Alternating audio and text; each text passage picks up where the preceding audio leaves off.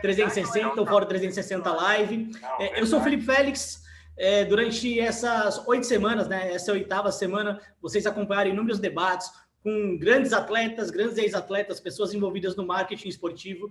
E hoje é o dia que, para a gente, é o mais importante, porque é o dia de falar sobre esportes e videogame.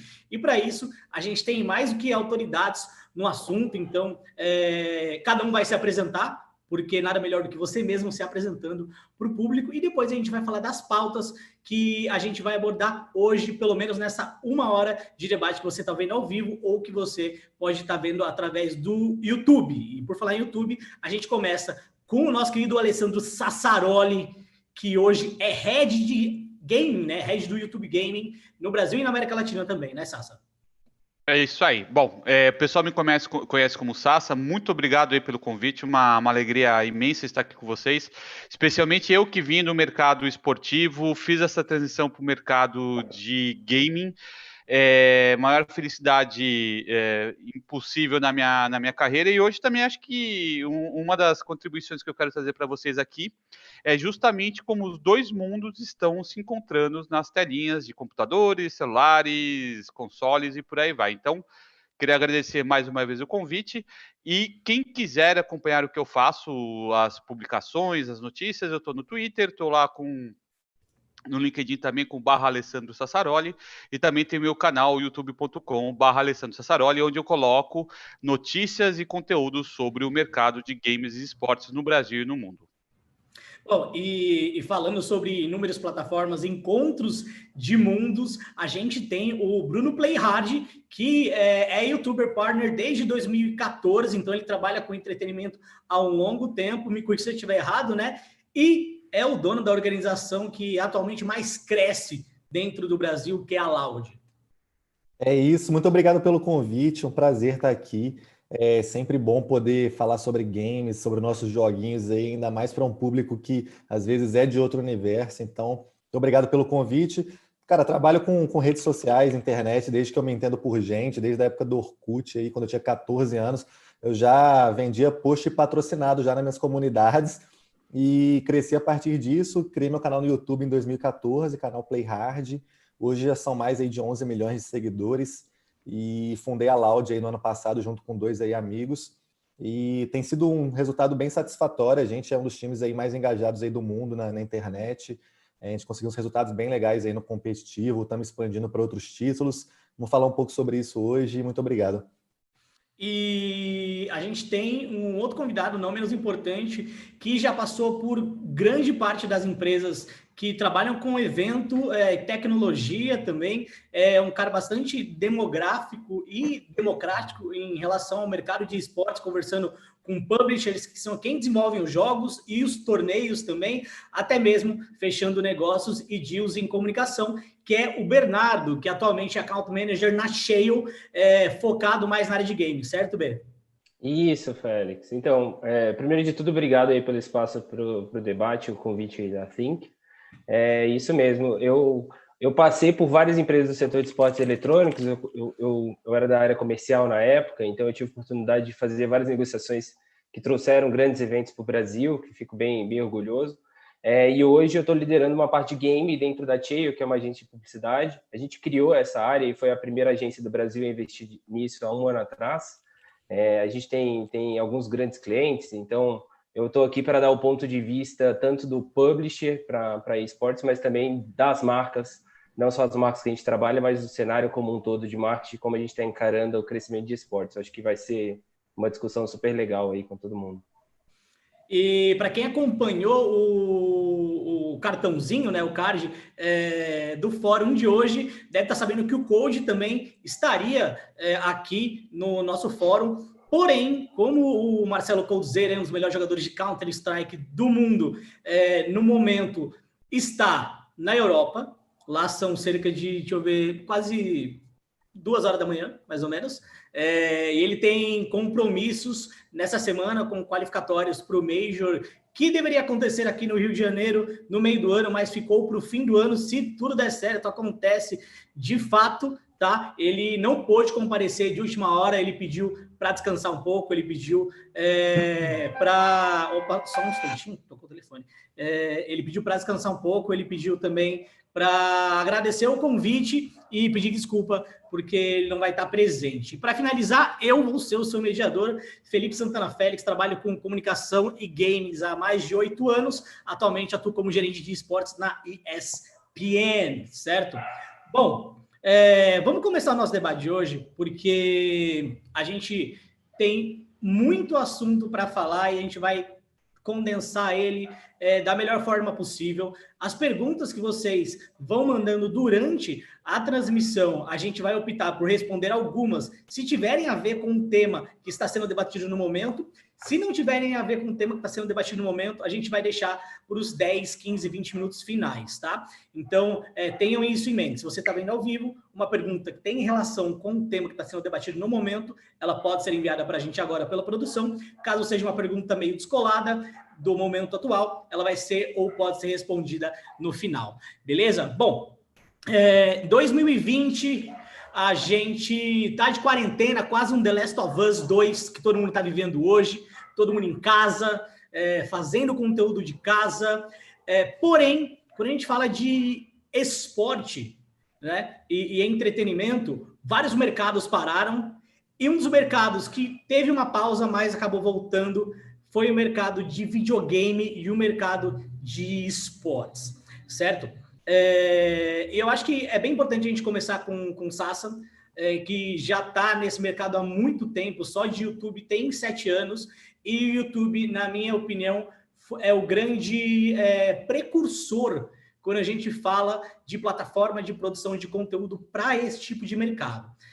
Acho que se não fosse o YouTube e, consequentemente, a Twitch, depois, esse mercado ele poderia não existir como ele é hoje. Então, Sassa, você, né, vou te colocar no papel de historiador, explica um pouco para a gente como foi essa história do YouTube e do gaming, porque é meio que uma história paralela, certo? E eu acho que para a gente entender o porquê as pessoas gostam de assistir outras pessoas jogando videogame e praticando esportes, a gente passa pela história do YouTube também, né? Sem dúvida nenhuma, Felipe. Eu acho que tem uma coisa muito interessante. Tem uma apresentação que eu faço, inclusive até foi um artigo que eu publiquei na minha mensagem, que eu falo ali que o Brasil é a pátria gamer, onde a gente encontra quase 1/3 da população brasileira que joga videogame de alguma forma.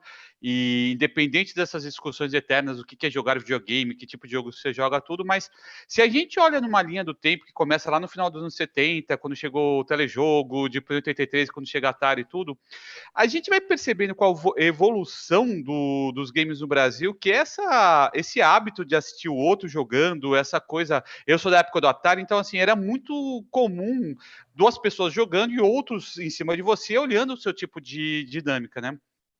Se a gente olha isso com a evolução da indústria de games do Brasil, com o passar do tempo, década de 90 a gente tinha ali as locadoras de jogos, onde as pessoas se reuniam para ver novos títulos, encontrar pessoas que jogavam com você. Anos 2000, você tem uma marca muito forte aí das Lan Houses, da Monkey e tudo. Então, essa questão que era um hábito social, um hábito da comunidade gamer em lugares menores, né, de ver o que um está fazendo, assistindo, etc, etc, ela acabou tendo, junto com a evolução da tecnologia, a vinda do YouTube, uma janela literalmente para o mundo, né? Então, essa questão é muito interessante que você acabou de colocar, porque às vezes as pessoas se perguntam por que alguém assiste outro jogando videogame, para dar risada, para entreter, para aprender. Quando a gente fala de esportes, não precisa nem falar para vocês, para ver qual que é a questão competitiva e performática desses jogadores, as ligas, a vida dos jogadores. Então, assim, trouxe-se uma riqueza muito grande para a produção de conteúdo. Eu, antes de começar com games no YouTube, trabalhava com esportes também. Então, assim, se percebe muito claramente que a indústria de games bebeu na indústria de esportes também, no seguinte sentido, de produzir bons conteúdos, mas não só o ao vivo, né, mas todo o entorno ao decorrer disso. Então, eu acho que o YouTube, ele acaba acompanhando passo a passo o que acabou acontecendo com a indústria de games, né? E tem alguns fatos muito interessantes, porque se eu olho para trás, né, eu lembro fazer uma apresentação para um chefe meu, que era, não nem está mais no YouTube, mas ele perguntou para mim, me fala 2 youtubers que existem hoje no Brasil. Eu lembro direitinho fazendo uma apresentação para ele, falando assim, olha, existe um tal de BRQS Edu e um tal de Monark, né? Você imagina que isso foi há 6 anos atrás, eu me sinto quase um arqueólogo de YouTube hoje, né? A luz do que a gente viu nessa evolução espetacular, maravilhosa do mundo de games. Então, eu acho que o YouTube ele acabou se tornando uma fonte, um canal para pessoas que estavam em casa que queriam compartilhar algum tipo de sentimento, algum tipo de achievement, algum tipo de coisa que estava sendo feita, e a partir daí a gente vê o que o mundo é hoje. E naturalmente, não só no YouTube, mas em todas as outras plataformas e outras formas de se celebrar a comunidade gamer.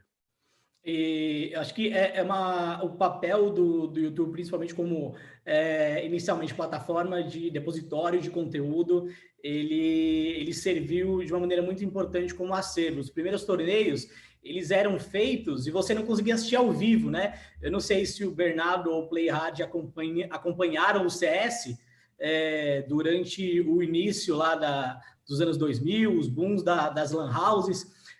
Mas a gente teve uma DreamHack em que a MBR foi a campeã mundial, que a gente não conseguiu, a gente não via ao vivo direito, né? A gente sabia que acontecia e depois veio o VOD, coisas do tipo. Então, eu acho que o YouTube ele anda em paralelo com esse tipo de entretenimento. E aí eu gostaria de saber, tanto do Playhard quanto do Bruno, há quanto tempo eles acompanham como espectador.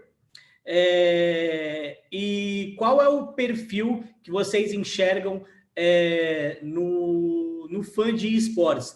Porque na nossa redação, lá na ESPN, a gente tem muito debate se perguntando e se questionando se o fã de esportes, ele é fã de games ou ele é fã de esporte? Olá, Bernardo. Cara, deixa eu falar aqui. Então, não, mas é que, cara, essa pergunta é capciosa, hein? Mas é que assim, quanto tempo eu acompanho, primeiro de tudo? Cara, minha primeira experiência com videogame foi quando eu trabalhava num evento de tecnologia que chamava Campus Party. Eu era comercial lá e eu fiz uma negociação com uns gringos malucos que tava pagando dinheiro pra caramba pra gente na época para fazer um negócio que chamava Intel Extreme Masters. Hoje eu entendo que Intel Extreme Masters é um dos torneios mais relevantes do mundo nesse setor. Na época era só tipo um gringo que queria um espaço no evento de tecnologia no Brasil. E eu realmente não me entendia porque tinha tanta gente assistindo um cara jogar videogame no palco. Eu juro. Eu não conseguia entender, cara. Eu não conseguia. Então, até se alguém tá ouvindo aí e sente a mesma coisa, tipo, por que esse bando de moleque tá vendo videogame? Cara, eu tava na sua pele, tipo, 6, 8 anos atrás. E aí teve um momento que eu comecei a trabalhar diretamente com esportes eletrônicos numa empresa alemã, e aí eu comecei a entender todo o cenário. Então, acho que foi a partir de 2016, final de 2015, início de 2016, que eu realmente entendi o que era esporte eletrônico e comecei a acompanhar. E agora... E assim, para jogar videogame, cara, eu não jogo videogame direito até hoje. Eu sou péssimo em todos os jogos, assim. Realmente eu sou muito ruim, mas eu me divirto de vez em quando jogando alguma coisa. Agora, quem é o fã de esporte, na minha opinião, de esportes eletrônicos, assim, na minha opinião, existe um overlap entre fãs de esportes convencionais e fãs de esportes eletrônicos, que a gente ainda não entende qual que é a magnitude, qual que é a grandiosidade desse overlap, mas existe sim. Porque a gente sabe, do mesmo jeito que um cara pode assistir futebol e juntar os amigos e assistir NFL, a gente sabe que você pode assistir um Counter-Strike, depois assistir tênis ou golfe. Tipo, nada te impede. Eu acho que o esporte eletrônico, no final, é um esporte muito próximo do esporte convencional. A única diferença é que ele é 100% digital, né? E ele também é o primeiro esporte que nasceu digital, que eu acho que isso é super importante de se falar, né? É a primeira vez na humanidade que a gente vê um esporte nascer através de um meio 100% digital, que é legal. Mas, quando eu vejo o fã de esporte eletrônico, eu vejo alguns diferenciais do esporte convencional. Quando você pega, tipo, futebol, por exemplo, que é uma grande paixão brasileira. Essa paixão vem para o esporte eletrônico também, mas eu acho que tem uma questão que o mercado como um todo da torcida do esporte eletrônico ele é muito mais saudável, então ele é muito mais a favor do bom jogo do que do seu time. A gente não tem paixão por times como a gente tem no futebol. Então, se a gente tem um grande time de esporte eletrônico que está jogando, que eu torço, mas ele está jogando mal, eu torço para outra equipe ganhar justamente porque eu estou ali para ver um bom jogo e não necessariamente ver a minha equipe ganhar. Eu sinto muito isso da comunidade. A gente vê claramente em eventos e a gente vê muito também isso acontecendo no digital. E é um cara que, por questões elitistas, assim, de acesso mesmo à tecnologia, ele é um cara também um pouco mais classe alta, falando assim, do ponto de vista socioeconômico, né? Porque o videogame ele foi elitista durante muito tempo. Agora, com o advento do mobile gaming, a gente vê classes mais baixas acessando videogame. Mas antes, para você ter um PlayStation, um Xbox, um computador e jogar videogame em casa, você precisava de fazer um investimento muito alto. Então, a gente acabou focando em classes que têm um poder aquisitivo mais alto, e isso começa a mudar a partir do ano passado, quando a gente tem febres como Free Fire no Brasil, ou até mesmo 2, 3 anos atrás, quando a gente viu o advento do Clash Royale. Então, o mobile game começou a mudar isso, mas ainda é um processo. Então, hoje eu vejo que ele é um público mais de classe alta, público que tem um pouco mais de educação, tipo, estudou mais a vida ou está melhor colocado no trabalho, e é um público extremamente fanático igual, mas saudável desse ponto de vista aí, que torce pelo bom jogo sempre. Pode falar agora, PH. Talvez tenha falado demais, né? Eu acho que o Felipe está mutado. Tá mutado? Tá mutado, desculpa. Eu acho que é um gancho legal para a gente passar a bola até pro Play Hard, porque eu acho que esse é um dos grandes assuntos, né? De fato, durante muito tempo o videogame ele foi um entretenimento de classe média e elite. Então, para você ter um videogame, tinha que ou importar de fora ou trazer pelo que a gente chama de mercado cinza. A partir do momento que as redes sociais e o próprio mobile começaram a ganhar força, o videogame e o eSport agora, como o Bernardo falou, começa a ser mais democratizado. De novo, por causa do YouTube como grande plataforma agregadora, e segundo, por causa do Free Fire, que, pelo menos do meu ponto de vista, é onde começou o projeto da Loud em 2019. Em 2019, eles criaram um canal e agora eles têm mais de 7 milhões, quase 8 milhões de inscritos, o que é o dobro do Flamengo TV hoje. Então, Playhard, eu gostaria que você falasse dessa acessibilidade, do perfil do target de esporte. Se você acredita que o Fortnite tem vocês têm time de Fortnite, né? Anunciaram o Leléu recentemente, desculpa. Se o Fortnite tem se o Free Fire tem outro, como é que funciona isso para vocês também? Então, voltando um pouco assim, realmente que você falou que games e esportes sempre foi elitizado, na minha visão, e até mesmo a criação de conteúdo e jogar no nível competitivo não é fácil, porque eu lembro que quando eu comecei meu canal, a primeira coisa que eu tive que fazer foi investir em um PC gamer, que foi realmente caro. E a mesma coisa para os jogadores de League of Legends, CS, na época, cara, ou eu ia na Lan House ou eu não jogava, entendeu? Não tinha muito segredo. E como que a gente quer treinar, como que a gente quer se espelhar nos jogadores que estão competindo ali, sendo que eu não tenho nem as ferramentas disponíveis nas minhas mãos. Então, isso sempre foi um ponto. Mas mesmo assim, isso não impediu o público de começar a consumir conteúdo disso. Mesmo o cara que nunca jogou um League of Legends na vida, não impediu ele de assistir um torneio. O cara que às vezes não se dedicou também ao CSGO, ele continuava assistindo e engajando. Mas em determinado momento chegou os jogos de celular, né, cara? Isso coincidiu aí diversos fatores, uma melhora até econômica no país, que permitiu celulares chegarem de uma forma mais acessível no Brasil, e um avanço na tecnologia que esses celulares tinham peças melhores, tinham componentes melhores e permitiam rodar jogos legais, interessantes, que garantiam uma experiência e um entretenimento que até então os outros jogos também tinham como objetivo a mesma coisa. Quando você para olhar o Free Fire, que foi o que, cara, tipo, meu canal em um ano triplicou de tamanho, sendo que eu estava na plataforma há 7 anos e todos os recordes vieram sendo batidos torneio após torneio, número de jogadores, número de espectadores. Começa a fazer você pensar uma coisa, que aqui no Brasil, principalmente, que as pessoas já têm, por naturalidade, serem extremamente engajadas com as causas que eles apoiam, que eles gostam. Sempre foi assim com o futebol, que foi algo democrático. Você tinha uma bola, você ia na rua, você podia jogar, você ligava a TV, você podia assistir. O Free Fire trouxe um pouco disso. O Free Fire, eu acho que ele democratizou, é a principal palavra, tanto a possibilidade de você jogar, quanto a possibilidade de você assistir algo que você também consegue jogar, quanto a possibilidade de você se tornar um criador de conteúdo ou um pro player. Então você está competindo daí de igual para igual com... pode ser o cara que jogou, sei lá, velho, PlayStation a infância inteira, que treinou no LoL. Cara, todo mundo tinha um celular que rodava o jogo igual. O Free Fire chegou ali, quem treinava mais ia se destacar, ia ser um jogador competitivo e ia ganhar título. Então nisso você pega para ver uma liga brasileira de Free Fire, cada personalidade ali dos jogadores ali são extremamente diferentes. Pode ser que tenha um cara ali de classe alta, que teve uma infância tranquila, que morou no exterior. Sim, claro, pode ter, é democrático. Mas pode ter um cara que, pô, era pedreiro, igual a gente tem na Loud, o cara que trabalhava com obra, construção, e hoje ele está competindo pela Loud, jogou Mundial, ganhou a Copa América. Então, isso acontece. Foi a possibilidade de você realmente realizar o seu sonho, viver de algo que você gosta, ou na pior das hipóteses, só ter uma experiência básica de jogar um jogo com seus amigos. Você entra ali, você está no multiplayer, está conversando por voz, você está conectado com um amigo seu, você conhece gente nova, tem uma experiência de Battle Royale, que até então, antes do Free Fire chegar no Brasil, a gente tinha que ficar vendo vídeo de PUBG, que não rodava em 10% dos computadores que a galera tinha, que era extremamente pesado. Fortnite começou a chegar depois, mas também no início pequeno no Brasil, também pesado para celular, até hoje engasga na maioria das coisas. Mas, desculpa, até inclusive o Bernardo que tá aí, mas...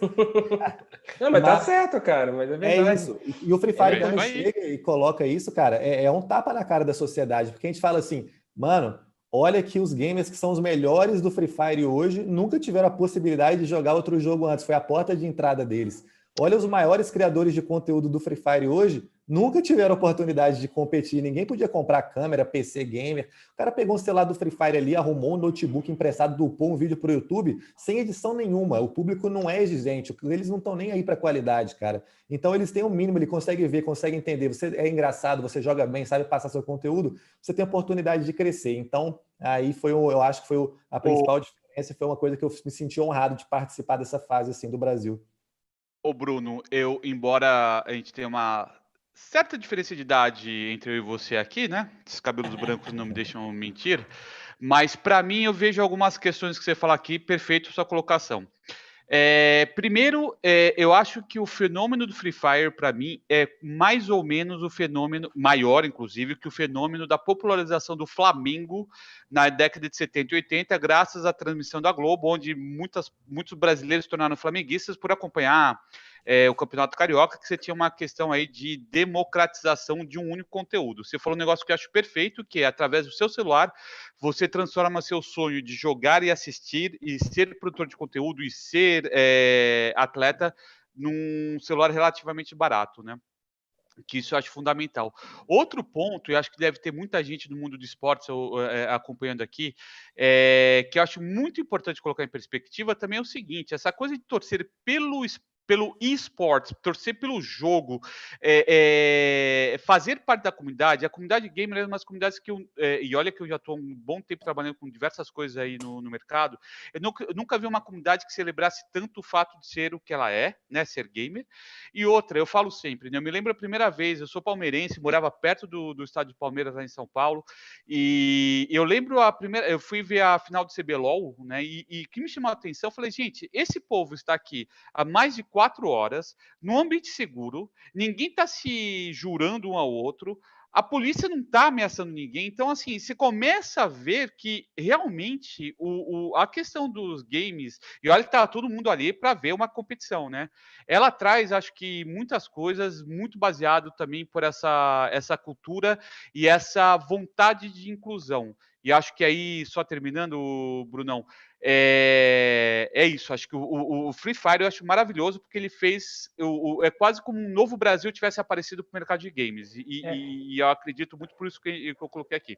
Não, Sassa, até talvez para complementar vocês dois, mas assim, do ponto de vista de negócio, o Free Fire é o primeiro case que a gente tem na mão de algo que não foi pensado nos Estados Unidos e na Europa e trazido para o Brasil, e sim o inverso. O Free Fire ele tem uma equipe de publishing, né? Ele tem uma equipe de gerenciamento do jogo no Brasil para pensar no jogo no Brasil e que difere de outros países que ele também é grande, como a Ásia. E o fato dele ser extremamente grande, muito provavelmente está fazendo todos os outros publishers que querem entrar no Brasil repensar também essas estruturas. Acho que tem um movimento interessante acontecendo do lado de do ponto de vista de quem gerencia o negócio dos jogos, que é justamente isso. Nunca tinha acontecido. E é justamente por nunca ter tido essa visão do Brasil para o mundo, e sim do mundo para o Brasil, que o game sempre foi elitista. Boa. Porque é isso, entendeu? É assim, e eu acho que assim, a gente tem que falar que o game sempre foi elitista, porque o videogame nunca olhou para a classe C e D no Brasil. Agora tá olhando porque, de repente, você tem um Free Fire com 1,5 milhão de pessoas no YouTube.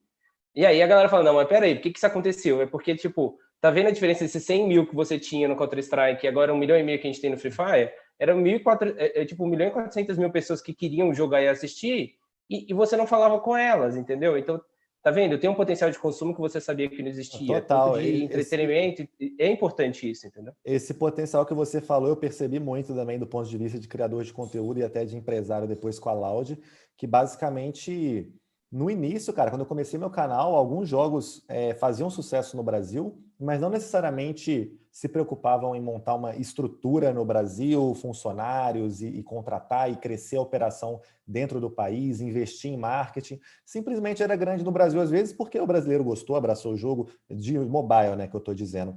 O Free Fire, quando ele chegou, ele meio que deu aquele tapa na cara da rapaziada que nunca trouxe jogo para o Brasil, porque tinha aquela cabeça que, no Brasil eles não vão gastar dinheiro no jogo, eles não vão comprar, eles não vão engajar, não vai ter retorno para publisher. E aí chega um Free Fire que, não sei, cara, mas conseguiu atacar a grande massa do país e fazer milhões por dia vendendo itens para brasileiro. Aí a galera começa a se perguntar, cara, como que tem alguma coisa aí? Esse mercado é fértil de alguma forma. Às vezes eles que não souberam atacar da forma mais correta, né? Um produto que faz sentido para o nosso mercado. Porque que nem eu falei, na época que o Free Fire começou, os Estados Unidos lá estava crescendo com um PUBG de celular também, que era um jogo, cara, lindo, maravilhoso. Só que lá, cara, você não tem barreira de entrada nem de internet, nem de celular, nem de comprar as coisas no jogo. Então o Free Fire chegou no Brasil e falou, vocês estão jogando PUBG? Não, beleza, testa o Free Fire. Rodou para todo mundo, beleza, acabou. Ninguém mais jogou outro Battle Royale. E eu lembro exatamente dessa época, porque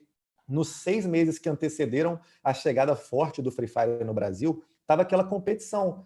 Todo mundo queria atacar o Brasil. Então eu fiz uns 10 vídeos patrocinados de Battle Royales diferentes que estavam tentando chegar no Brasil no mesmo período. E aí, de repente, chega o Free Fire, que não fez vídeo patrocinado comigo, mas eu percebi que todo mundo estava jogando. Aí eu falei, deixa eu entender isso aqui. Aí eu vi que realmente, cara, todo mundo já estava jogando. Como criador de conteúdo, eu tive que parar e pensar assim, cara, a audiência vai migrar para isso, meus amigos todos já estão jogando, não posso perder a chance. Comecei a jogar e falei, entendi.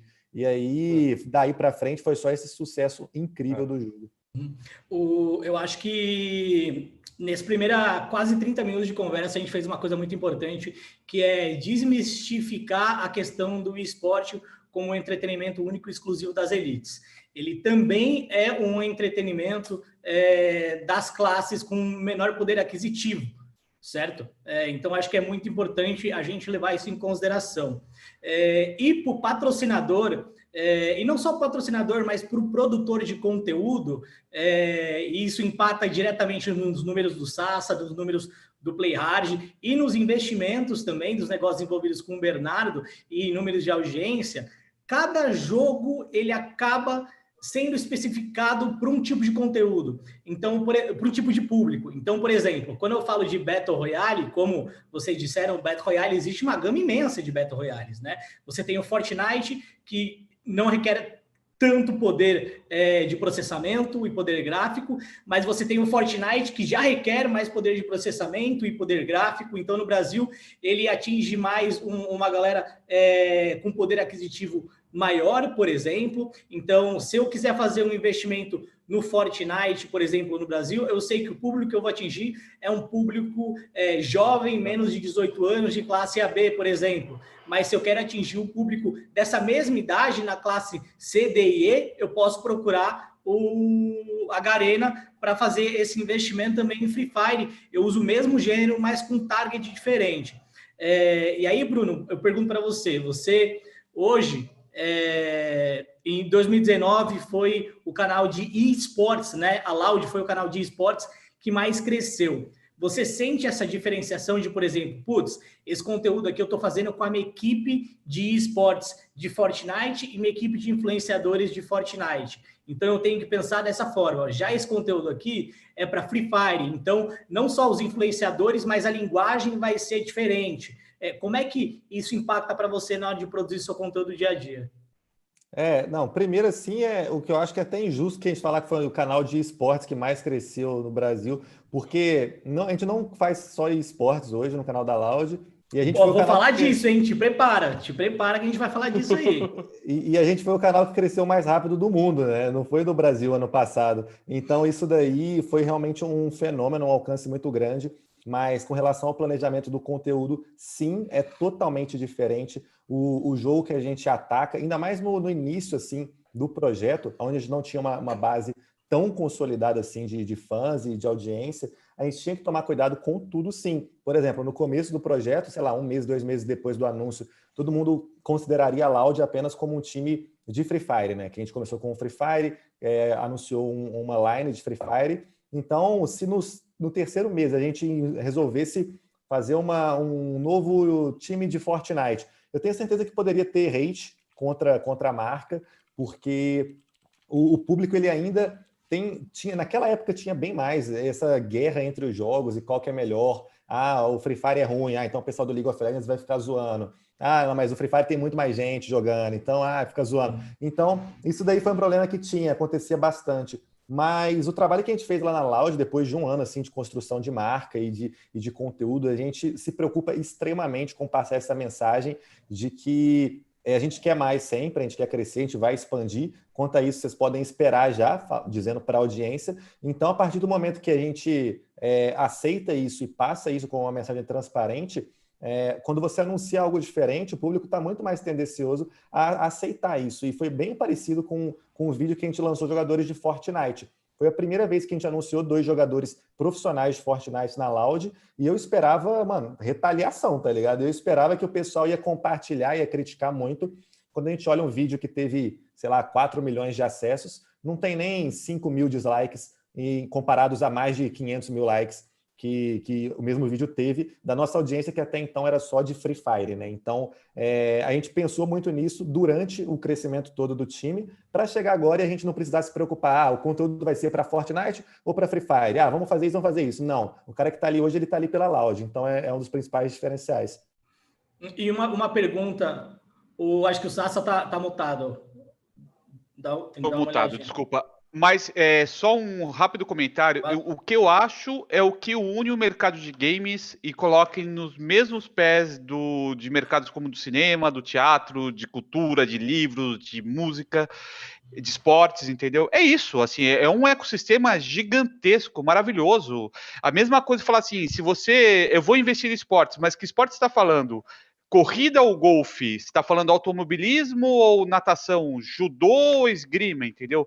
Eu acho que as pessoas agora estão começando a entender que é um ecossistema rico, democrático e que atende a todos, entendeu? Então, é claro que assim, não existe uma iniciativa que esse jogo é o que cobre a todo o público, assim como não tem esporte que cobre todos os públicos, assim como não tem um filme que cobre todos os públicos, é isso. Acho que a gente está...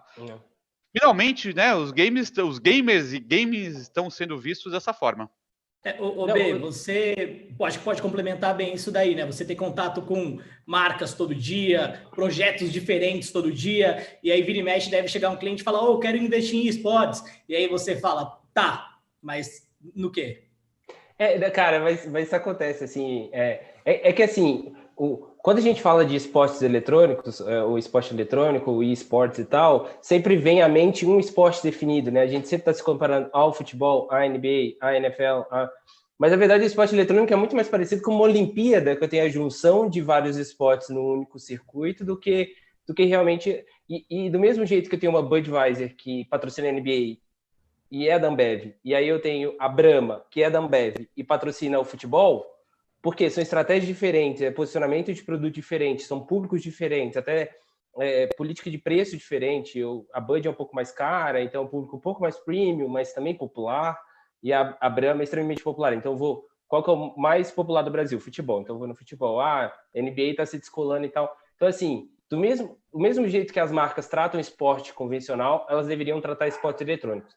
É algo que ainda não está acontecendo, assim, não acontecia definitivamente até o início da pandemia, mas agora já começou a mudar o mercado. A gente vê claramente que as marcas têm se aprofundado cada vez mais e já estão cientes que o mercado tem essa complexidade, que é super legal, assim, é saudável pra caramba. No final, eu tenho investimentos que eu posso fazer de inúmeras maneiras possíveis, desde investir patrocinando o time até patrocinar o campeonato, passando por influenciadores e contar essas histórias, da mesmo jeito que eu tenho no esporte. Então, assim, realmente isso acontece, mas é legal demais. E tem uma característica do esporte eletrônico, que realmente tudo que vocês falaram, que é muito verdade, assim.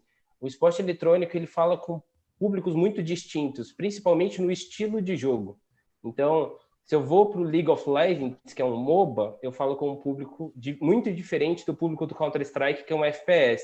Já o PUBG, ou o Free Fire que a gente está falando, está muito mais próximo de um público que já jogou Counter-Strike, já jogou um jogo de tiro, porque também é um jogo de tiro. Então, eu já tenho uma afinidade direta, assim, com um título que é extremamente popular do Brasil, que são jogos de tiro de uma forma geral. Então, tem essas características também. No esporte, eles são muito diferentes, né?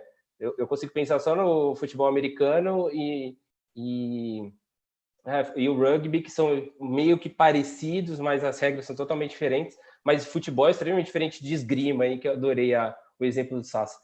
Uhum. Nunca vi uma partida de esgrima na vida, mas eu sei que existe, é só em filme mesmo. Mas deve ser maravilhoso. Eu acho que tem uma coisa importante que todos vocês colocaram em termos de diferenciação, e aí eu vou trazer para algo mais próximo à nossa realidade de mercado, né? Principalmente quando a gente fala em mídia e compra de pacote, para quem é profissional de marketing ou de comunicação que está assistindo a gente. Antigamente, no início dos anos 2000, na verdade, mais em 95, mais ou menos, né? Olhava-se a MLB, a NFL e a NBA como esportes americanos, né? Que é a mesma forma como olham esportes hoje. Agora, depois dessa evolução dos esportes americanos, sabe-se a diferenciação do que é uma NBA, do que é uma NFL, do que é uma MLB. E muitas vezes o público é o mesmo, mas também é um público distinto e muito diferente entre si. Então, o momento do esporte hoje, como o Sassa observou muito bem, em relação à audiência, o Play Hard em produção de conteúdo bem negócio, é o momento que já consegue se diferenciar o que é cada um dos jogos, qual é o target de cada um dos jogos, para você ter uma produção de conteúdo mais assertiva e para você ter também um investimento em mídia mais assertivo, independente da plataforma ou do time que você deseja investir. Agora, antes da gente mudar de assunto, porque eu acho que agora é importante a gente falar especificamente e de uma maneira mais intrínseca da produção de conteúdo. Então, o Bruno, o Play Hard, vai começar o nosso próximo papo. E o Sassa vai responder algumas dúvidas também que eu tenho. Eu espero que ele tenha aí na ponta da agulha, porque são de números do YouTube, da transmissão de Free Fire do ano passado, que teve um pico simultâneo de 1,2 milhões, né? Então, a gente já vai falar sobre isso. Eu só vou dar um comunicado para quem chegou agora, ou para quem chegou há pouco tempo também, perguntando sobre o Coldzera, né, Marcelo Coldzera. Ele não conseguiu estar com a gente hoje, ele tinha confirmado, mas ele acabou desconfirmando, porque a semana vai ser uma semana muito atribulada. No momento, ele joga na FaZe Clan, que é um time europeu de Counter-Strike, e essa semana a gente tem disputas importantes para o classificatório de pontos no Major, então ele precisa treinar, e lá onde ele está são 5 horas para frente. Então ele acabou pedindo desculpa por não estar aqui com a gente, mas agradecendo o convite que o Fórum 360 fez para ele, tá bom, gente? Perguntas, eu sei que a gente tem perguntas, como eu já mencionei, as perguntas que tem a ver com o assunto atual podem ser respondidas daqui a pouquinho, e perguntas que não tem muito a ver com o assunto atual que a gente está discutindo agora, a gente vai deixar para o fim. Então, a gente tem perguntas sobre a próxima geração de console, coisas do tipo, que não tem muito a ver com o esporte agora, tá? A gente pode responder isso aí mais para frente. Bom, falando sobre justamente produção de conteúdo, Play Hard, você disse que é até injusto com os times, né? Falar que vocês produzem conteúdo de esportes, quando na verdade vocês produzem um conteúdo de entretenimento, de maneira geral, com conteúdos de esportes também, certo? O que eu acho bem interessante e bem relevante. Mas se a gente pegar a diferenciação, e aí se o Sassa tiver números para dar para a gente, isso pode acrescentar bastante, mas quando eu olho um time como o Pen Gaming, por exemplo, que é um dos grandes times do Brasil, eu acho que é um dos maiores times do Brasil quando a gente fala em esportes, certo? Vocês têm um crescimento digital muito maior do que o deles e basicamente ultrapassaram a Pen Gaming em um ano de existência. Então, eu sei que fazer essa pergunta é um pouco idiota, mas qual é a fórmula que vocês estão usando para isso? É a pergunta que todo mundo faz, né? Então, a gente já traz para um common ground aqui. Cara, eu acho que tem coisas que às vezes acontece aquele alinhamento dos planetas e dá tudo certo, entendeu? Então, se alguém me perguntasse no início da Loud, você imaginava que ia chegar nesse tamanho? Não, nunca ia imaginar. Eu imaginava que ia ter um resultado bom, porque eu confio no meu trabalho, eu confio na minha equipe, e eu conheço da plataforma, das redes sociais, eu trabalho com isso desde quando eu me entendo por gente, então não veria por que dar errado, né? Eu já tinha minha audiência do YouTube para converter, então, beleza. Mas foi além do esperado, deu tudo certo. O Free Fire foi crescendo cada vez mais, mesmo a partir do momento que a gente tinha lançado, o nosso conteúdo começou a funcionar muito bem também. A gente, cara, se utilizou aí das melhores práticas para todas as redes sociais, de forma com que o conteúdo para cada uma delas faz sentido para o público que está presente nelas. A gente trouxe ótimos influenciadores que estão dispostos a acreditar nos nossos sonhos, aí, nos nossos projetos e trabalhar integralmente em prol desses conteúdos ficarem aí de pé. Uma equipe de produção de conteúdo que a gente teve que montar do zero internamente para ensinar, né, a trabalhar com o mercado de YouTube, porque beleza, até então eu era um influenciador, eu conhecia muito de YouTube, eu via muito vídeo, mas era eu, meu editor, um designer e isso, entendeu? Então na Loud hoje, quando você pega uma estrutura de 70 pessoas, sem contar influenciador e jogador, para colocar tudo isso de pé, desde desenvolver ideias, edição, captação, fazer as miniaturas, as capas. Então, é muita coisa, é um trabalho muito duro. E às vezes as pessoas perguntam e falam assim, que às vezes deu sorte, que existe essa fórmula aí, que hackearam aí o YouTube, e não é muito disso. A gente meio que misturou algumas coisas que deu resultado em uma fórmula secreta. Por exemplo, a paixão dos esportes é algo que é muito forte. O cara torcer por um time, torcer por um jogo, é algo muito mais forte que eu jamais vou ter como relação, eu como criador de conteúdo play hard, que faz vídeos por entretenimento, com a minha audiência. Eu acho que o cara que segue pelo esportes, ele é muito mais leal. Então isso já é um plus para o projeto comparado a eu como criador de conteúdo. Outro fator são os diversos perfis de influenciadores diferentes que a gente tem ali na Loud, de jogadores diferentes. Cada um desses pode se relacionar com a audiência de uma forma diferente. Então, cada espectador se identifica em um deles. Enquanto eu, play hard, pode ter gente que gosta de mim ou pode ter gente que não gosta. Então, são infinitos fatores que colocando tudo na balança aí, a Loud se torna algo muito forte, muito maior que qualquer coisa que já existiu no Brasil até hoje, sem sombra de dúvidas, com relação a time, a comunidade e projeto de conteúdo, não de performance, não levando ao mérito torneios e tudo mais. E até isso de torneio é uma outra questão, porque alguns times, às vezes, na minha opinião, ficam muito presos a isso de torneio e competitivo, mas no final do dia, cara, você tá ali se matando o ano inteiro para tentar brilhar um dia ali no torneio, na final de uma competição, e se você perder, você ainda é considerado horrível, um lixo, não ganhou. Então isso foi algo que sempre me incomodou. Então eu comecei a pensar assim, cara, se vai ter um dia que vai ter a final do Mundial e a gente perder nesse dia, que foi o que aconteceu com a gente foi para o Mundial e não ganhou, como que nos outros 364 dias a gente consegue compensar trazendo uma experiência de qualidade para a nossa audiência, né? Então, isso eu acho que é um diferencial que a gente entrega muito bem. A gente não se importa com cronograma, calendário de jogo, de que jogo está tendo, a gente faz o nosso. E a gente cria, assim, o nosso próprio ecossistema. Então, são vários fatores aí. Desculpa até estar me estendendo um pouco. Imagina, Sassa, eu vou até aproveitar que, desculpem se parece uma piada creepy, mas eu acabei notando ali que o Play Hard, ele tem uma prateleirinha de cores diferentes que parecem um arco-íris, e como a gente está no mês do orgulho LGBTQ, eu vou usar o case da Loud, como a galera chama em cases de startup. Você acha que a Loud é um unicórnio brasileiro quando a gente fala de case dentro do YouTube? e o que outros times de esporte e até mesmo de futebol, já que a gente está falando do Brasil, podem aprender com o case da Loud em relação ao trabalho do YouTube. Pergunto para você, já que além de YouTube Gaming, você deve consumir outras coisas no YouTube também. A gente tem muitos clubes de futebol com a sua própria TV dentro da plataforma, né? Eu acho que o que o Bruno trouxe, antes de mais nada, eu não acho que a Loud é um unicórnio, porque ela ainda não vale $1 bilhão. Espero estar acompanhando a história do Bruno quando essa história chegar a $1 bilhão.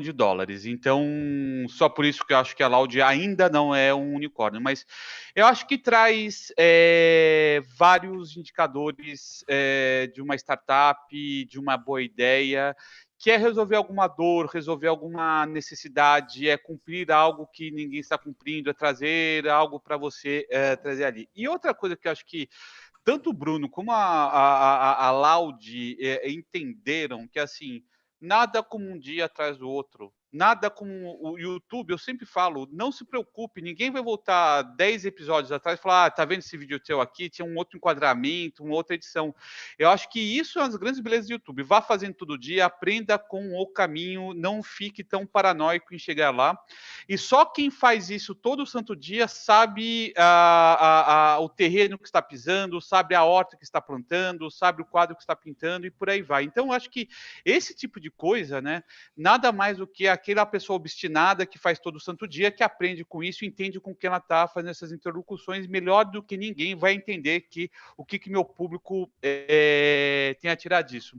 Outra coisa também que eu acho maravilhoso no mundo de empreendedorismo, startup, youtubers, etc, etc. Eu que trabalhei do lado de esportes, do lado dos esportes, de games também, eu acho o seguinte, essa seriedade da gravata, da instituição, da coisa encaixotada, tudo só vai ajudar a, sabe-se lá quem, porque assim, hoje, por exemplo, se eu pego o case do Corinthians Free Fire, o canal já é maior do que o Corinthians, gente. Eu brinco sempre que eu sou o palmeirense que mais fala do Corinthians no planeta, mas enfim. Então, acho que são coisas que, no final das contas, são pessoas que foram entendendo o que o público quer, quem ele é, veio da onde, sabe?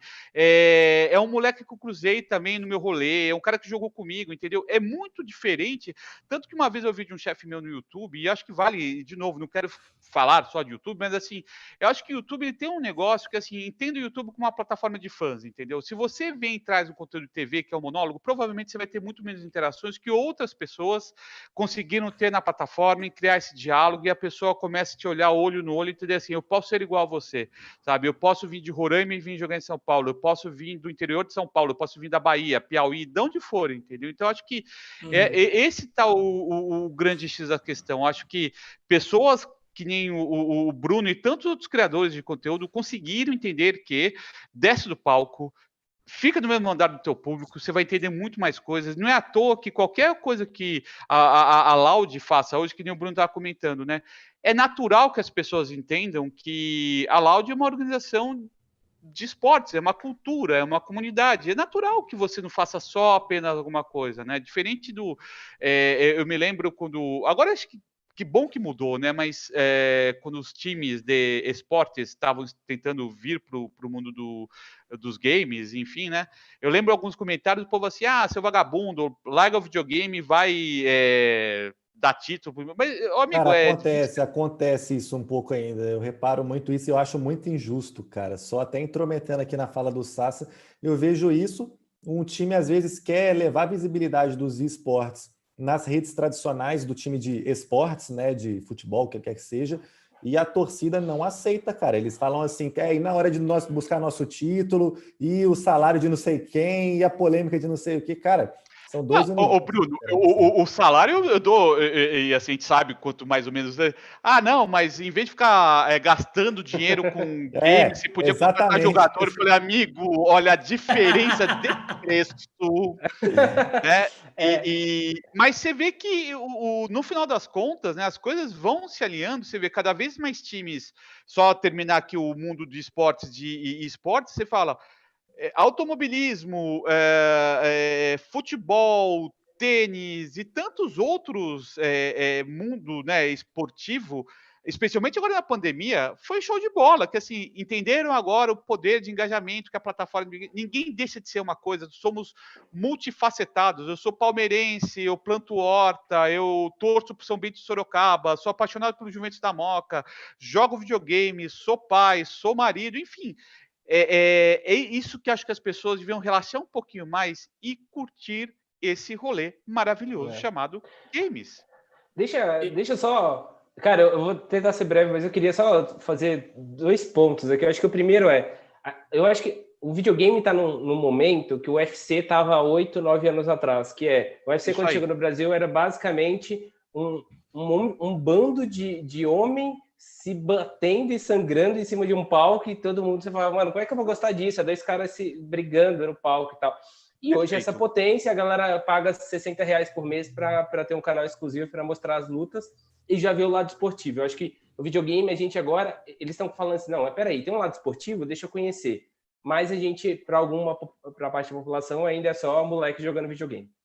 E aí, o segundo ponto... Não, Bernardo, só desculpa, rapidão, eu quero que eu trazer para você. Essa coisa, ficou moleque assistindo videogame. Mas você fica... Eu também fico assistindo homens jogando bola. Eu não jogo bola.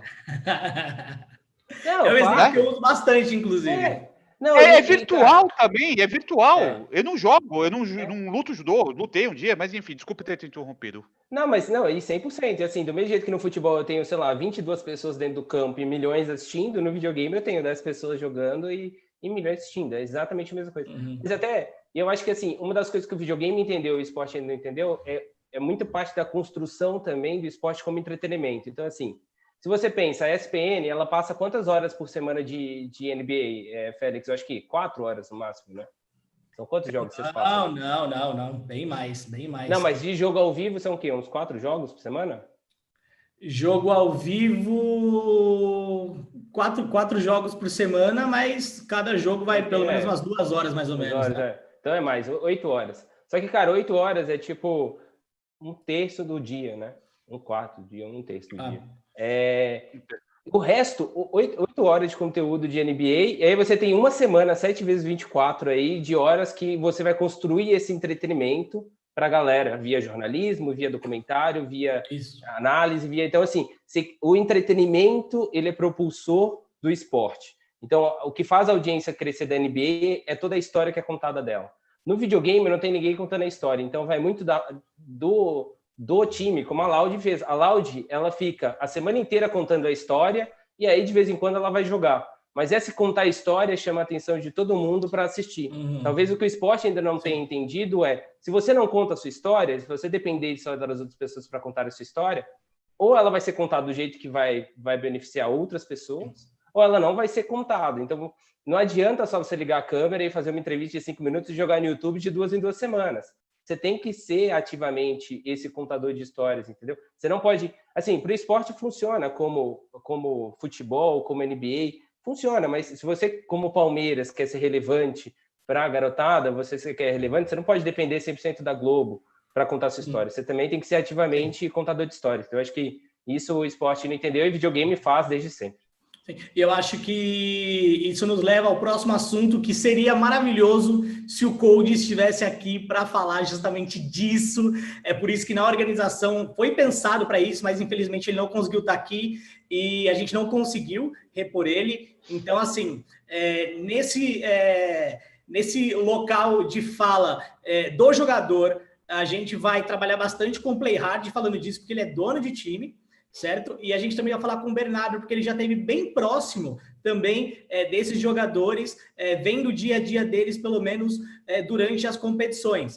Em relação a perguntas, a gente tem uma pergunta do Herbert Alucci falando da premiação da Copa do Mundo de Fortnite, se é uma bolha, se não é uma bolha, a gente vai comentar isso no fim aqui da sessão de perguntas, que deve começar em 15 minutinhos, mais ou menos, e do João Cuspim, deixa eu olhar aqui, falando de cursos, se existe curso de especialização profissional focado em esporte, coisas do tipo. Eu acho que o Bernardo também pode falar sobre isso, mas agora a gente vai falar sobre os ídolos, né? Recentemente, no Netflix, até uma coprodução da própria ESPN, e falando até em ESPN, a ESPN ela tem um exemplo perfeito de criação de ídolos, que para mim é o 30 for 30. Então, para quem nunca assistiu um 30 for 30, assista um 30 for 30. São histórias contadas em 30 minutos, histórias muito boas sobre jogadores, sobre vidas.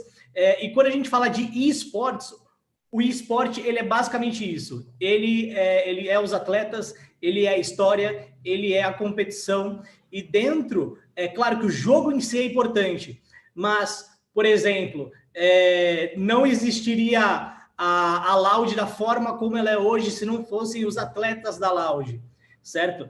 Se não fossem os ídolos que a Loud ajuda a trazer ao público e o carisma desse público também. Então, Bruno, eu gostaria que você falasse para a gente de como é a rotina dos seus atletas, tá? Não dos influenciadores, dos produtores de conteúdo ali, mas dos atletas que também geram conteúdo, claro, mas que precisam treinar, interagir com o público, não só em rede social também, mas em eventos presenciais. Cara, falando um pouco dos atletas de Free Fire, que aí é um esporte que é legal a gente relacionar, porque começou mesmo há um ano a se profissionalizar assim. Para você ter noção, as equipes que foram na primeira Copa do Mundo de Free Fire, que foi ano retrasado, nem eram times, assim, eram guildas do próprio jogo que se juntaram e jogaram bem, ganharam e foram. Então agora que começou a realmente se profissionalizar o negócio. E a rotina não difere em nada dos jogadores de League of Legends, de Counter-Strike, porque é uma rotina extremamente puxada e regrada durante o ano inteiro. Então, não existe dessa de, vamos tirar agora um mesinho de férias fora a temporada e vamos voltar quando voltar uma semana antes do torneio ali. Não é assim que funciona. É um trabalho duro sendo construído dia após dia. E a equipe, a staff, existe uma estrutura que é muito mais complexa e vai muito mais além do que, sei lá, somente o cara jogar o joguinho ali durante algumas horas.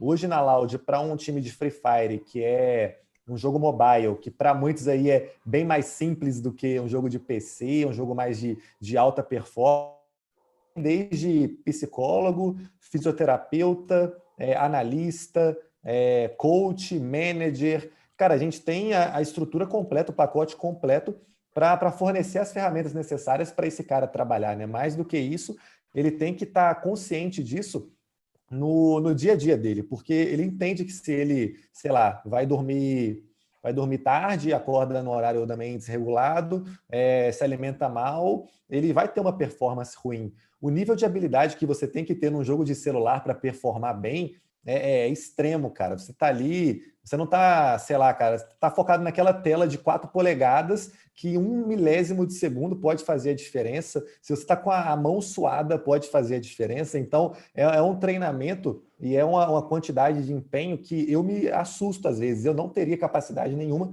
para lidar com isso. Eu não sou essa pessoa que consegue, sei lá, treinar durante um ano, todos os dias, e chegar em um torneio e ver que alguém ainda consegue se destacar e ser melhor do que eu e perder a chance de conquistar um título e voltar no próximo ano e fazer tudo isso de novo, de cabeça erguida. O preparo psicológico é extremo. Ainda mais com uma torcida como a da Loud por trás, onde, beleza, se você ganha, você está indo bem, você tem milhões e milhões de fãs te apoiando, mas se você vai mal um dia, esses mesmos milhões vão te cobrar e vão cobrar a organização por que isso não está acontecendo.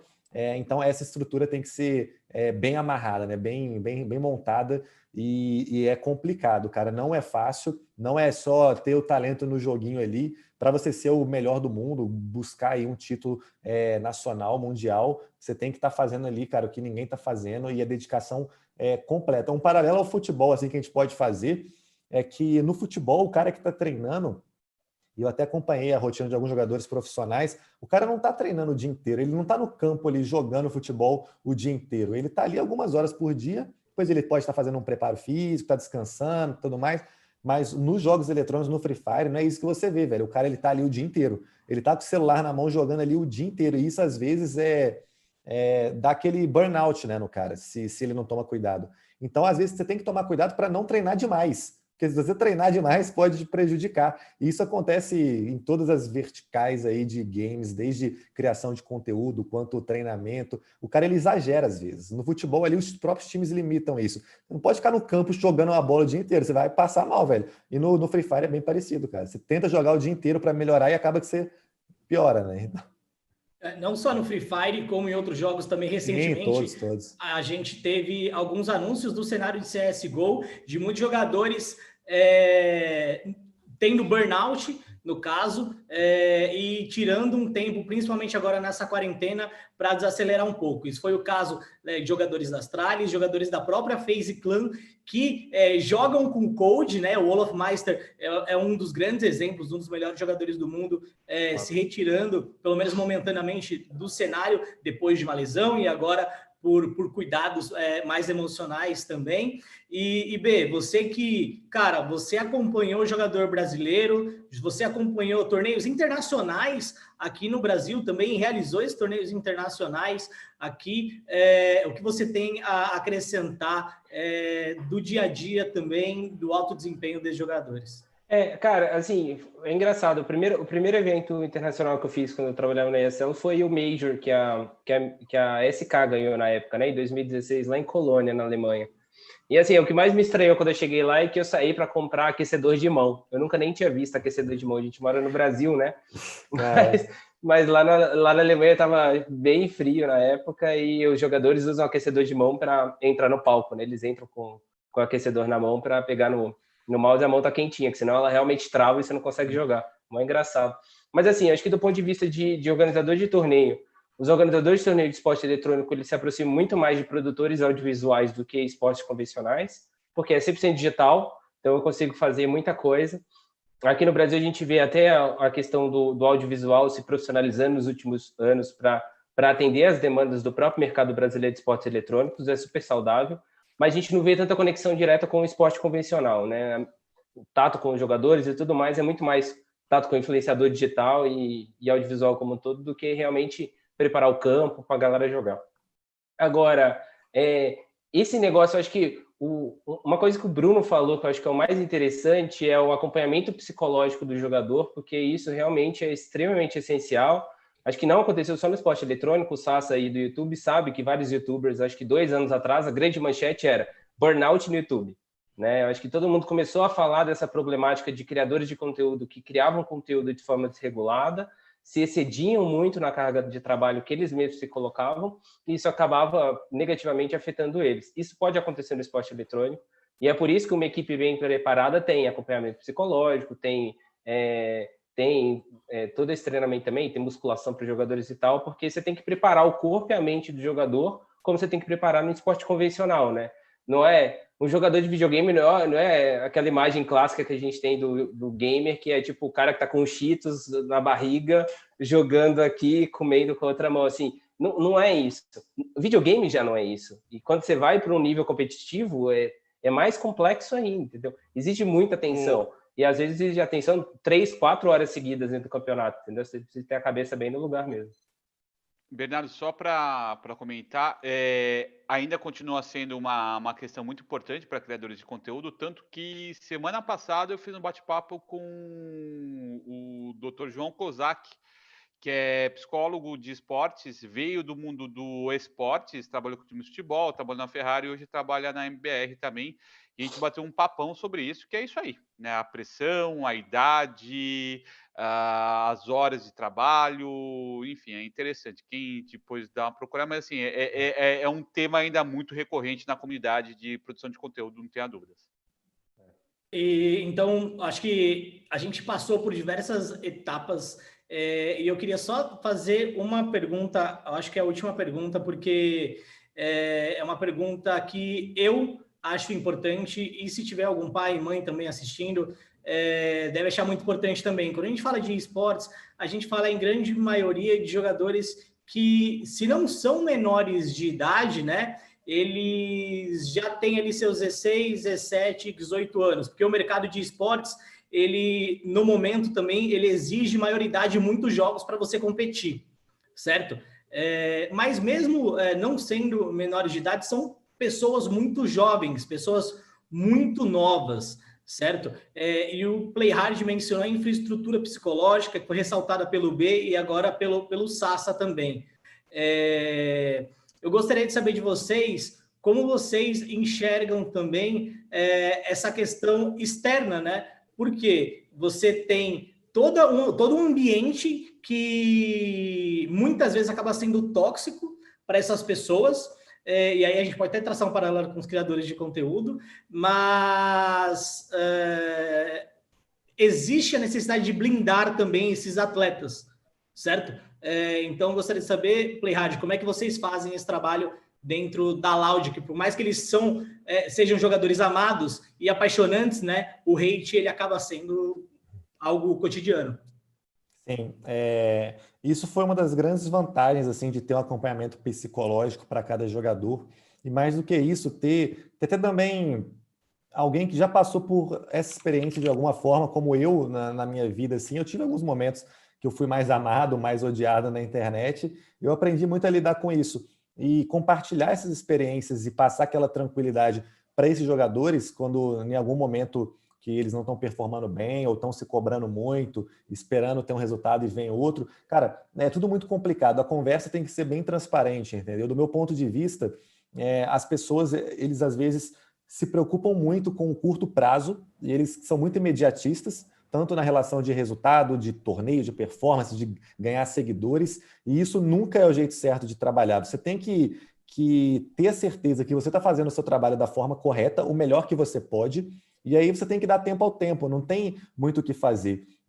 Acontece agora, ainda mais agora com essa onda dos cancelamentos da internet, aonde qualquer coisa que você pode, às vezes, falar ou fazer, jogar uma atitude ruim no torneio ou um comentário sobre outro time, você pode ser massivamente atacado na internet e você tem que saber lidar com isso. Então, nada mais correto aí do que ter uma boa assessoria, tanto de imprensa, quanto psicológica, quanto de amigos, né, dentro do time da organização, para conversar e debater muito sobre isso, porque no final das contas o problema é realmente quando você internaliza todos esses problemas, essas situações, e você guarda isso para você, e isso vai culminando em várias falhas aí ao longo do seu trabalho, do seu dia a dia. Então, não tem muito como escapar. Quando você trabalha com internet, lida com esse público, você pode tomar uma mordida aí uma hora ou outra, mas existem diversas formas aí de saber contornar isso e tirar o melhor de cada situação para não ficar deixando isso te pressionar tanto no seu trabalho, né? Porque no final das contas, todo mundo está aí para se divertir, ganhar dinheiro, fazer o que gosta e não para ficar sofrendo com comentários, assim, coisas desse tipo. Bom, só falando em assessoria também, queria falar de Branca Galdino, tá? Merchan aqui, assessora do Playhard. Assessora de todo mundo do mercado. Que ajudou a trazer o Playhard aqui, também assessora do Koji, não tá aqui, mas queria agradecer a Branca aí por também ajudar a gente no painel de hoje. A gente gostaria de ter, cara, mais 2, 3 horas para falar, mas agora a gente chega na hora das considerações finais e também de responder algumas perguntas. Então, algumas delas já estão separadas aqui para um de nós, para 2 de nós, para todos de nós, e outras também podem ser separadas para você, se você mandar elas agora para a gente, tá? Então, eu vou puxar o histórico aqui da galera, que a galera mandou uma pergunta, mas eu sei que mandaram uma pergunta para o Playhard que tem a ver com ele e com o Sassa. Eu não entendi a pergunta, mas o Playhard está com ela? Eu não sei, deixa eu ver. É aqui, ó. É aqui, ó. Quer que eu fale a pergunta? Seria bom, porque eu não recebi, eu acho, não. Ó, aqui, ó. E aí tem a ver com vocês dois. PH, quando você vai revelar os mistérios da Loud? Os segredos do algoritmo que favorece a Loud Esporte, o player verdinho do YouTube. Mano, não tem segredo, não tem segredo. A galera tem esse meme aí na internet dos mistérios da Loud, porque tudo que a gente faz, a gente criou esse, vamos dizer assim, buscar por uma forma que cria expectativa da audiência de saber as novidades. Então isso viralizou de uma forma, cara, que agora qualquer coisa que a gente fala, literalmente qualquer coisa que eu falo, a galera acha que é alguma pista ou alguma coisa que eu tô lançando para novidades da Loud. Então aconteceu de, sei lá, hoje eu estava divulgando uma campanha, uma arrecadação de fundos, e aí o cara já veio respondendo no Stories, perguntando de novidade da Loud. Às vezes eu respondo no Twitter, algum amigo meu e aí que o cara joga um outro jogo nada a ver, pode ser, sei lá, cara, Mario Party, aí o cara já vê um inscrito embaixo, vê a notificação e comenta as novidades da Loud, Mario Party na Loud, não sei o quê. E, cara, o YouTube cria conteúdo disso também, eles vão fazendo sites de canais de notícias, de fofocas sobre a Loud, então virou essa certa mania, né, e de uma forma é até ruim pra gente. Para você ter uma simples noção, todos os lançamentos que a gente tentou fazer, nos últimos, sei lá, 5 grandes lançamentos de novos jogadores, novos títulos, todos a galera descobriu antes da gente lançar. E isso machuca bastante, mas faz parte de ter uma audiência tão engajada, né? O pessoal é realmente o verdadeiro FBI da Loud, cara. Ô, Sassa, e aí, o segredo dos caras aí? Qual que é? Qual que é o mistério? Tá mudo, Sassa. Olha, ele revelou, a gente não escutou. É verdade, eu falei, vocês ouviram, não ouviram, então, gente, fica para a próxima. Até ano que vem, obrigado, né? Não, gente, agora, inclusive, acho que hoje eu e o Bruno teve outro bate-papo durante o dia e a gente falou um pouco sobre isso, né? Acho que passa por essa identidade, passa por testar formatos, passa por ser um diálogo, passa por estar conectado ao que está acontecendo com o dia a dia das pessoas, dos seus fãs, passa por tirar uma série de roupagens que eram usadas anteriormente, não só no YouTube, mas na produção de conteúdo. E eu acho que mais do que nunca, assim, eu acho que passa num credo que o próprio Bruno tem em relação às coisas que ele acredita, passa que esse credo não é só uma fé que está dando certo, mas olhar número e ver que está funcionando ou não. E mais do que nunca, eu acho que, voltando ao que eu estava falando assim, sobre o YouTube ser uma plataforma de criação de fãs, né, de gerenciamento de fãs. Eu acho que mais do que nunca a prova está disso. Assim. Bruno, me corrija se estiver errado, mas dos 10 canais fundados ano passado no YouTube brasileiro, 9 eram os que mais cresceram, 9 eram de Free Fire, 8 são da Loud. Então, assim, não há como, sabe, você simplesmente lançar canais e só porque um ajuda o outro. Você tem que manter essa conversa. Então, acho que a questão está aí. E, naturalmente, conectado ao mundo que você vive, né? O jogo que você joga, as questões de os conteúdos que estão sendo produzidos. Eu acho que uma coisa que o Bruno, desde a época que eu cuidava do canal dele, ainda só de Clash Royale, mas assim, um cara que sempre ouviu os insights, um cara super estudioso, um cara que está conectado com isso. Então, assim, de novo, gente, sucesso não cai no colo, sucesso não é feito do nada, entendeu? Não é uma magia, é o somatório. Eu sempre falo assim, o canal no YouTube não é uma corrida de 100 metros, é uma maratona que sabe, sei lá, onde você vai chegar. Mas tente manter o pacing, tente manter o seu ritmo, entender os sinais que as coisas estão te trazendo e o resultado é o que vocês estão vendo Eu por aí. passo Eu acho que essa mesma dica, cara. Essa dica que o Sassa falou, sempre que alguém me pergunta como crescer um canal, como construir uma audiência, fala, primeira coisa, já está fazendo alguma coisa? Não, eu estou planejando. Não, não planeja, já está errado. Já começa fazendo o que você acha que está certo, e aí você vai pensando e nunca deixe de fazer, porque senão você vai deixar de aprender, vai deixar de evoluir e de aperfeiçoar a sua arte ali, que é criar conteúdo. Se você está fazendo, você vai sempre melhorar. E uma hora você vai chegar onde você quer. E, cara, eu vejo isso acontecendo consecutivamente, canais que ficam estagnados, de repente conseguem estourar e chegar onde eles querem, canais que estão em alta, descem, acham que nunca mais vão conseguir subir, e a questão de manter realmente o foco. Eu acho que desse bate-papo que a gente teve, fora manuais do próprio YouTube, tem o segredo de todo o sucesso da internet, não é fórmula secreta, não é fórmula mágica, mas às vezes difícil de fazer, né, de executar. E a maioria para pelo caminho, desiste. E Bruno, só pegando duas deixas que você trouxe aqui. Uma me lembra a história do Gaules, né, que faz os conteúdos de CSGO no Twitch, e de repente também é um cara que desapareceu e voltou do tamanho que ele é. Então é isso, tipo, você tem que ter uma fé, um objetivo muito claro. E a segunda, segunda não, ainda falando sobre isso, né? Pare de idealizar e bote o carro na rua, vai fazer, porque senão você vai ficar pensando, e o resultado não vem de pensamento, vem de ação. E eu acho que também tem muita coisa, gente, pelo amor de Deus, olha, só do YouTube, o volume de conteúdo que a gente tem de treinamento é gigantesco. Fora que você tem um canal que chama Escola de Youtubers, tem a Escola de Criadores de YouTube, tem muito conhecimento já estruturado, feito por especialistas da área, tentando trazer para quem quer dar certo nesse ecossistema de games, né? Eu, por exemplo, tenho feito lives quase toda semana explicando, né, trazendo cases, e todos vocês aqui estão convidados. Em algum momento eu vou entrar em contato com vocês para a gente levar isso para frente. Então, assim, gente, não adianta esperar uma luz divina entrando no seu quarto, que isso não vai chegar, entendeu? Não vai acontecer. É você que vai ter que ir atrás, mas é um caminho que, mais do que nunca. E só não me alongando muito, assim, o Bernardo falou uma coisa em relação ao perfil de profissionais, tudo. Hoje o gamer, o produtor de conteúdo, ele é multitarefa, ele conhece um monte de coisa, entendeu? Então, assim, gente, não adianta esperar que eu sou só boa em edição e você boa outras coisas. Se joga, testa, não tenha medo, não tenha vergonha, entendeu? E o resultado vem. Tem o Bruno Playhard aqui na minha frente, eu lembro do teu canal quando não tinha esse todo tamanho. Lembra, Bruno? Ah, gente...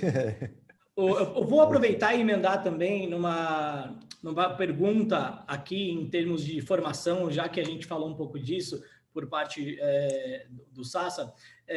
O João Cusquim fez uma pergunta que pode ser respondida pelos três, mas eu confesso que eu acho que o Bernardo pode responder isso, o Sassa também. Mas se existem cursos de seminários, workshops, fóruns ou eventos focados em gestão e formação de profissionais focado especificamente em esportes. Existe isso? Vocês têm algum conhecimento?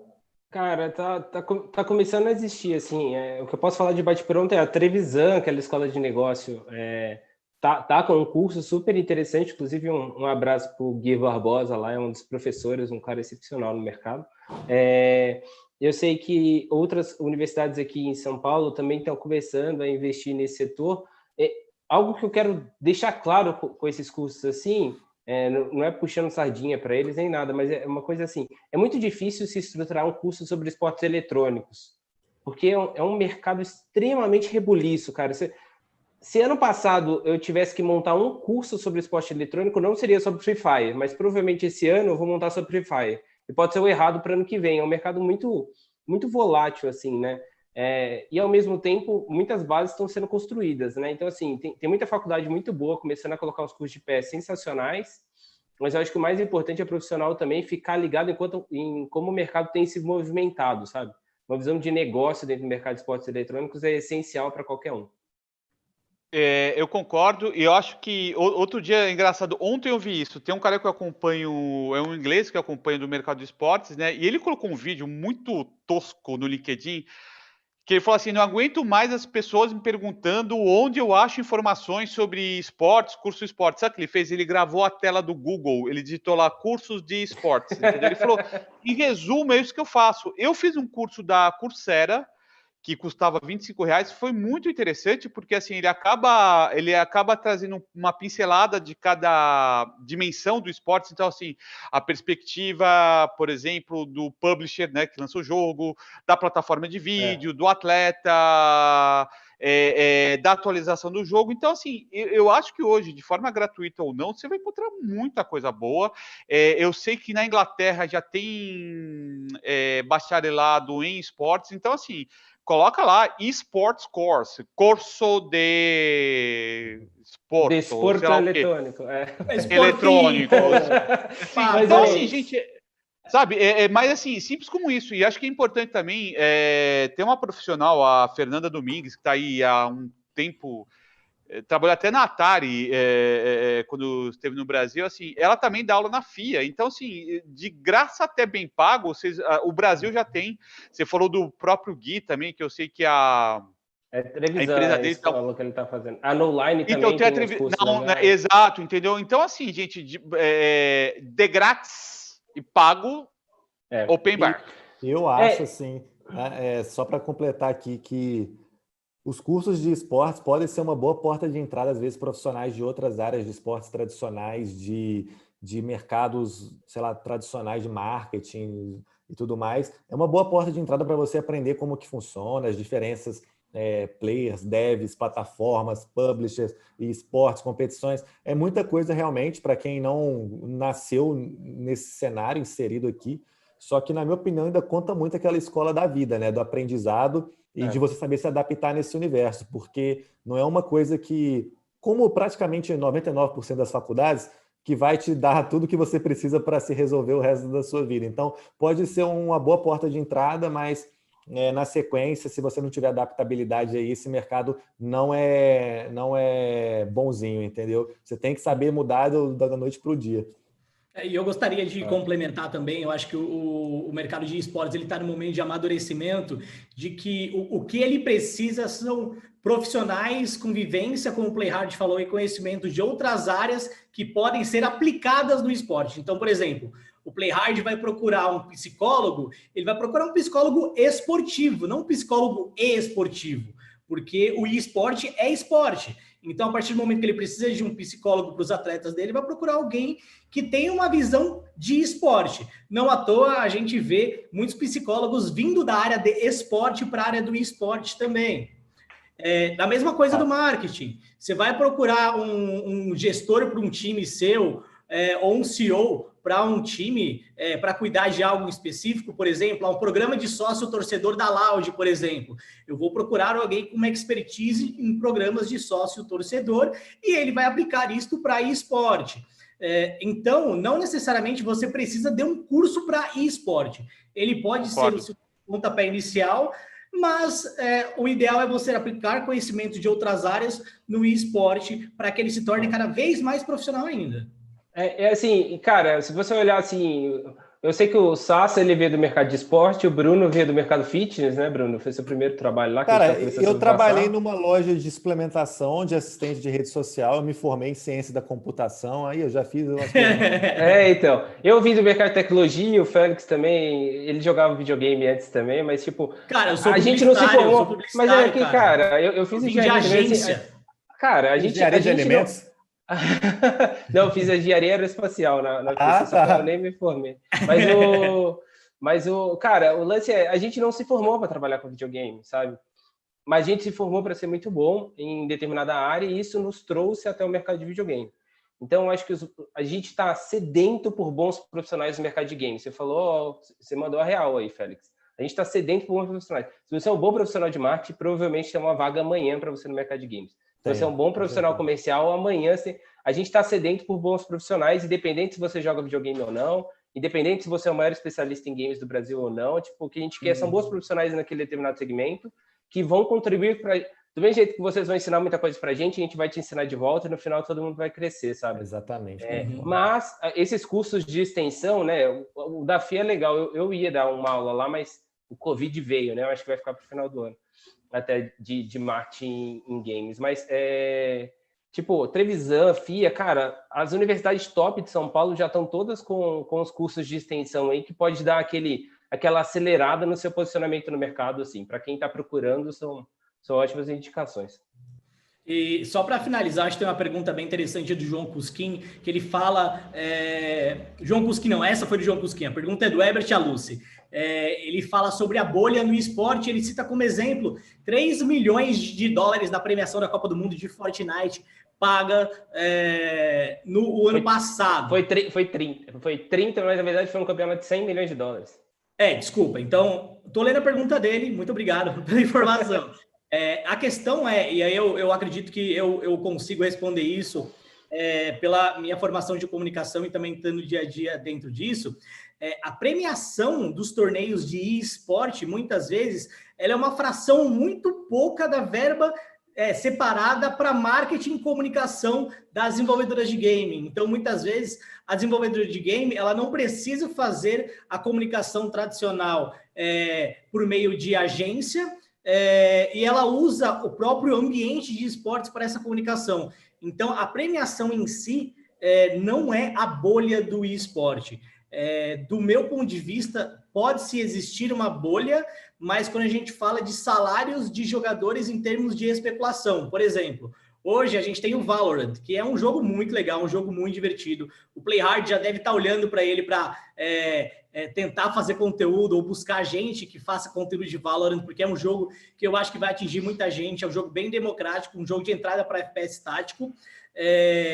E muita gente já fala de salários milionários nos Estados Unidos e na Europa para um jogo que mal foi lançado, certo? Então, eu acho que as bolhas vêm da especulação, não de números de fato. Então, as premiações, elas acabam sendo um pouco da verba destinado à comunicação. Isso envolve faturamento dos jogos, que é milionário, bilionário. Eu acho que a grande bolha em si está dentro dos times que começam a não poder pagar o que eles conseguem faturar. E a gente olha para um reflexo disso até mesmo no futebol brasileiro, com os grandes endividamentos dos clubes aqui no futebol nacional. Diferente, por exemplo, de uma Bundesliga, que você tem um teto financeiro para os times, aqui no Brasil não se tem isso. Então, quer queira, quer não, o futebol em si também vive em uma bolha, porque paga-se mais do que se arrecada em muitos casos, por isso que grande parte dos clubes do Brasil, eles acabam tendo um déficit anual negativo, tá? Essa é a minha resposta para as perguntas. Se alguém quiser complementar ou quiser... Cara, eu quero rapidinho, porque assim, é engraçado mesmo. Eu acho que o campeonato de Fortnite, por ser um jogo que é extremamente infantilizado, assim, do ponto de vista do público e tal, assim, o público vê como um jogo infantil, apesar de não ser. Chamou a atenção, né? Um garoto de, sei lá, 16 anos ganhando 3 milhões de dólares, acho que foi a premiação do primeiro colocado. Isso. Mas assim, foi uma competição de 100 milhões de dólares, né? Só que assim, a Epic é uma empresa que fatura muitos bilhões de dólares todo ano. Então, se você pensar que 100 milhões de dólares perto do que ela fatura, não dá 1%. E ela colocou, tipo, num campeonato que durou praticamente 6 meses. Então, como investimento de marketing, se espalhar 100 milhões em 6 meses para uma empresa de esporte é até pouco. E, assim, a gente tem empresas no Brasil que fazem a mesma coisa, né? Uma cota na Globo de patrocínio no futebol, a gente sabe quanto custa. São dezenas e dezenas de milhões de reais que uma empresa coloca dentro de um esporte, o que é super normal. Você falou um ponto certo. O esporte eletrônico, muitas das vezes, é uma estratégia de marketing para vender o jogo. Porque o esporte eletrônico, ele engaja a comunidade e essa comunidade acaba gastando mais no jogo que ele está engajado. Então, é uma ótima ferramenta de engajamento e, consequentemente, uma ótima ferramenta de marketing para vários publishers. Então, quando você vai ver esses investimentos altíssimos em premiação, tem essa questão. Eu acho que tem outra questão que é muito pouco discutida, que foi uma questão de comprovação do esporte eletrônico como esporte convencional. Então, durante muito tempo, o esporte eletrônico ele se vendeu através das premiações milionárias, porque a gente precisava disso para mostrar que a gente era de verdade. Então, hoje, você não sabe quanto o Fortnite está distribuindo de dinheiro, porque eles não anunciam, é muito mais do que ano passado, mas eles não anunciam mais, eles não precisam de falar mais, porque eles já são respeitados. Então, eu acho que muito foi atrás dessa busca do respeito de outras comunidades. Tipo, o Dota dá 30 milhões, 35 milhões no campeonato. Legal pra caralho, mas, tipo, não é por isso que a galera tá competindo. Tá competindo porque ama o Dota. Esses 35 milhões é para quem não conhece o Dota também saber que ele existe, entendeu? Validação, né? Eu acho que essa bolha é meio que, não uma bolha, mas essa abstração aí da realidade no mercado de organizações também acontece bastante, porque, igual o Bernardo falou, beleza, um time que ganhou 30 milhões em premiação no ano vai ter um faturamento absurdo e não necessariamente esse time merece ser valorado, né, nesse valor, por esse multiplicador baseado nessa premiação, porque ele não vai estar ganhando aquilo pelos próximos 3, 4, 5 anos. Ele não vai ganhar no próximo ano 200% a mais e no outro 300% a mais. Então é um mercado que ainda se baseia em especulação, comprar jogador para vender mais caro depois, tentar ganhar uma premiação milionária, e isso daí sim que é viver na bolha. Mas existem organizações que se baseiam em outras coisas, como, por exemplo, anunciantes, mídia, conteúdo, e às vezes deixa a premiação um pouco mais de lado, assim como o trade de jogadores, e essas sim são mais estáveis e saem um pouco dessa bolha, na minha opinião. 100%. Bom, a gente estourou o tempo, então a gente passou um pouco do tempo que a gente tinha designado na agenda de todos vocês. Vou encerrar as perguntas por aqui e abrir para um minutinho de agradecimento, consideração final e também chamar os canais de vocês, onde as pessoas podem encontrar vocês para diálogos e mais perguntas também no futuro.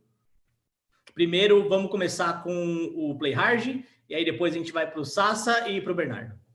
Queria agradecer muito aí a participação, esses convites sempre são ótimos, aprender muito, ainda mais com pessoas aí do mercado que eu já tenho contato há muito tempo, e podem ficar à vontade para me chamar para os próximos. Minhas redes lá, Play Hard, pode procurar lá que me encontra, e é isso. Obrigado. Também super bacana participar de uma iniciativa como essa, especialmente para mim que vim de um mercado de esportes e fiz a transição para cá. Obrigado a todos, muito legal encontrar vocês de novo por aqui. Quem quiser entrar em contato comigo, youtube.com/Alessandro Sassaroli ou o Twitter web_Sassa, ou lá no LinkedIn também, é só procurar por mim, Alessandro Sassaroli. Eu sou do tipo que aceita convites. Boa.